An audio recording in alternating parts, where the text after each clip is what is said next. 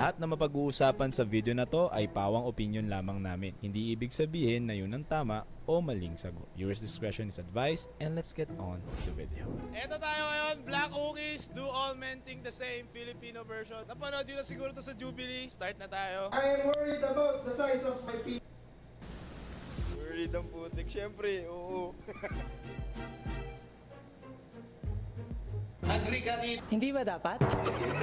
Mali. Curious. Kung normal ba, mamaya hindi siya normal. Hindi mo pa kasi nakikita iba. So ngayon, sukatin natin.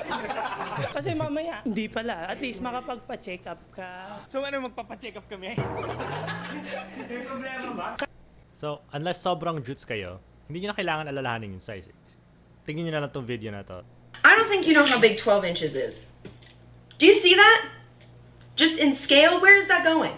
Not in here, okay? The average gal is gonna get about that much. Maybe this, if they're a pro, but the rest of that, completely unmanageable. This is the biggest I've ever seen in real life, but this is fine. It's completely fine. This, fabulous. Almost too big. Definitely too big. Sick day, ER, 27 club, and now I'm just skipping my next life. Anything after that is entirely unethical. I don't think we know what we're talking about.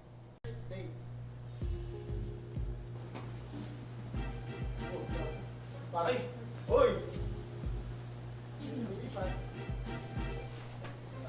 Kasi ibang multiverse yung ginagano. Wait lang, ano to? Ano to? Neutral. The man should pay for the first day.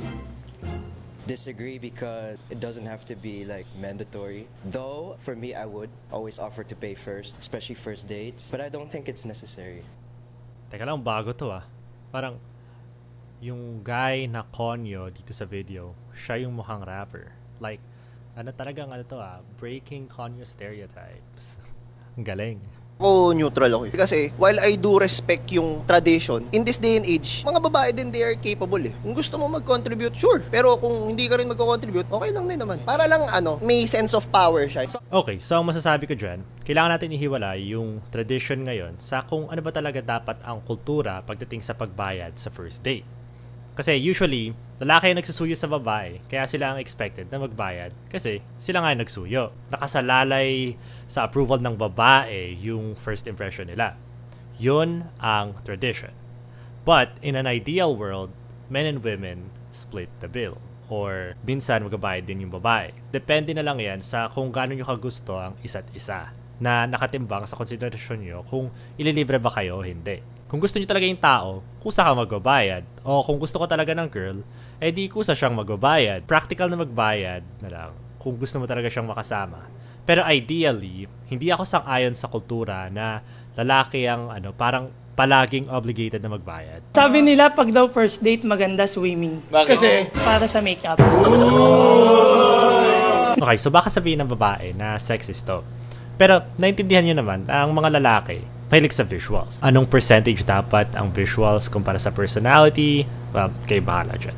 Siyempre, sa first date, first impressions din ang mahalaga. Kaya, yung pinakamaganda yung itsura, yung ipapakita nyo. At parehas din sa guy, pero pagdating naman sa kanya, yung naman yun, parang pagkaayos ng itsura niya, yung konsiderasyon ng babae.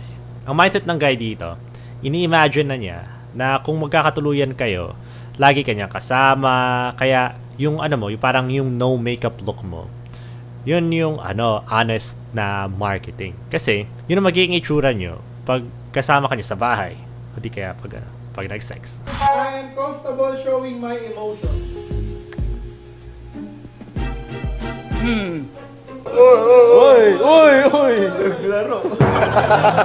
Parang hindi lang ako showy na person. May pagka-introvert eh. Siguro depende sa kasama. Pag nasa circle, yun siguro. Di, tsaka ayokong masira yung mood. Same lang din kami ni Ab. Disagree lang. Most of the time, nag-work kami. Personal stuff, as much as possible. Pero pag needed, i-open, na-open naman. People can feel my energy, and then I learned how to talk more and more and more, and it made me feel better. Thanks to my parents that are very open about their emotions. My kuya as well. ako para sa akin. Teka, wala. Maraming baon talaga. Ako para sa akin kasi, although I understand na dapat hindi ka magpakita ng emotion. Pero most of the time kasi ang kasama ko, friends, syempre nasa social media. So pag hindi ko pinakitang masaya ako ngayon, wala kaming content. Ay, ganyan lang siya. Gusto nyo ba? Ganyan lang siya. Siguro before, strongly disagree. Pero ngayon kasi, para maging intimate kayo ng tao, ng mga kaibigan mo, papakita ka ngayon ng konting emotion. I-share mo sa tao, sa friends mo. Although I agree, may space pa rin na ayoko magpakita ng emotion nga. Lahat naman ata sila sang-ayon na dapat magpakita ka ng emotions. Kahit paminsan-minsan lang. Ang dispute nila dyan ay kung dapat ba na lagi kang emotional or depende lang sa sitwasyon. Parang halimbawa lang para ma-demonstrate ko sa inyo yung idea ng difference. Kasama mo yung friends mo, pero nag-aaway kayo ng jowa mo sa chat. Umamin ka man o hindi, nakadistorbo yun sa puso mo, di ba? Na parang, nandito ako, tas inaaway kita. Preset ka. Ganun. Yes, pwede ka mag-vent sa mga kasama mo na ito, pinag-aawayan namin ngayon. Pero baka iniisip mo na ayoko mag-share o parang palilipasin ko na lang to para hindi ako makasira sa mood ng iba. That's okay. At sa palagay ko, mature yun. Kasi hindi naman lahat ng bagay, hindi naman lahat ng away ng jowa mo kailangan mong i-share. Especially pag nasa inuman ka, mas likely na ma-share mo yung mga away mo na jowa mo. So, di ba? Makonsensya ka pag ginagawa mo yun. Ngayon, sa other side naman, general advice lang ito. Dapat hindi mo iniipon yung yung sama ng loob mo. O parang nasa sitwasyon ka kung saan hindi na nakakaunawa yung jowa mo sa mga feelings mo. Parang feeling mo na hindi mo na siya masabihan ng sama ng loob mo. Mali yun. Dapat nasa sitwasyon ka kung saan kaya mong makipag-usap sa jowa mo na di ka sisitahin kapag prinangka mo siya o sinabi mo yung sama ng loob mo at posibleng siya yung may kasalanan. May mga tao kasi na iniisip nila, ayoko na lang siya kausapin tungkol dito, magagalit lang siya. Bilang mindset sa isang relasyon, mali yun. Dapat may openness talaga. I would date someone who has kids. I would date someone who has kids. Base sa personality ko, wala kasing masamang tinapay sa akin. Kahit sino, kahit lola, pwede. I'm going to neutral, I think. Yes. Nice. What I really wanted was to start a family with someone that's also unexperienced like me. But if there's a person that comes along and I want to be with her, if I feel that way, then there's a chance that I would be open and I can learn from her as well. Di nila alam saan lulugar eh. So, ang number one concern ng mga disagree ay parang ayaw nila ng responsibilidad na mag-alaga ng anak. That's fair. Pero base sa mga sinasabi ng single moms, at least na nakilala ko before, parang hindi naman talaga sila nag-expect na magko-co-parenting agad. Kasi parang may yun, sa kanila, may proseso yun na mag-merge yung buhay nyo. Tapos, kapag dumating ka na sa point na close na talaga kayo, tsaka lang sila mag-expect na may responsibilidad ka na rin mag-co-parent. May time meron parang time frame bago kayo dumating sa ganong point. Taking hot bikini pics on IG is cheating or any social media. It's cheating kasi ina-assume ko na palagi na madidisrespect yung partner ko. Mas madali kasi sa akin na hindi na mag-like para wala nang pag-usapan. Ang gusto ko, pag yung boundaries ko, dapat sundin mo. So sa kanya, pag sinabi niya yung boundaries niya, Miko, baka pwedeng tigilan mo na yan. Hindi, sige, walang problema, titigil ko na. So for me, it's cheating. Wala yung mic mo. For me, it's cheating. Paigsiin ko na lang sa kanya. Cheating. Diyan nag-uumpisa lahat eh. Pag nag-like ka, you notify the other person na you're kind of interested to that post. Less hassle na sa akin na pag-isipin pa yung partner ko. Pero kasi ako as a photographer, meron pa rin akong creative side if yung shot mismo or yung picture is maganda kahit naka-bikini. Kaya agree ako.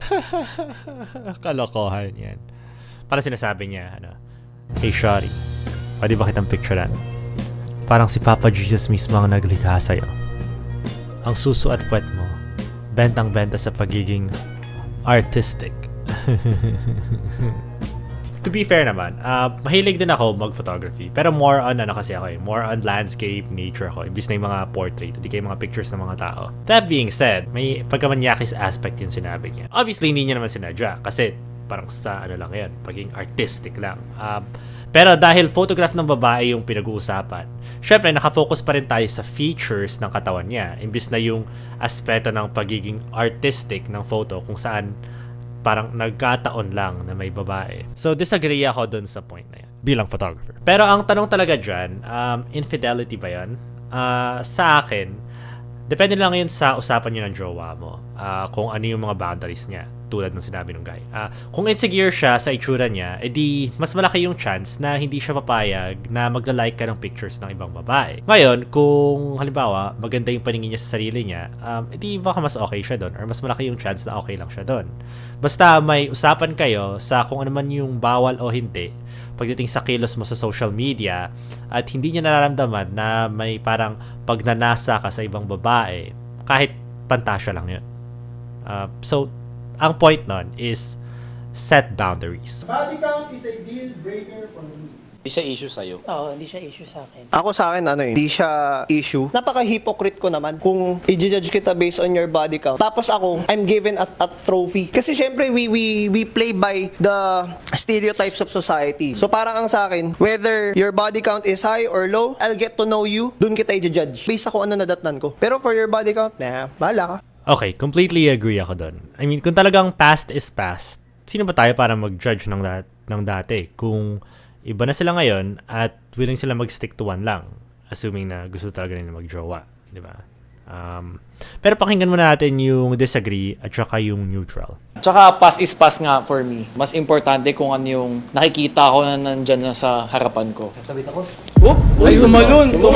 Feeling ko neutral kayo dapat. Kasi, based on personality. Pero ako kasi, kaya may part ako na pwedeng mag-agree and may part ako na pwedeng mag-disagree. Kasi, it could be a form of habit. Making factor sa akin siya na parang if nasa parte pa rin ng habits ng babae yun, the way she moves, the way she treat other people. Kasi for some people, madami na yung 5. Okay, sige. May maharot na babae. Tapos sasabihin natin pass is past, di ba? Walang tao naman magpapakita na impression sa'yo yan sa umpisa. Malinis eh. So pag nakita ko pwede siya maging problem ng relationship, hindi yung body count, but her habit towards that, kaya niya na-reach yung body count na yun. I agree. Tama yun.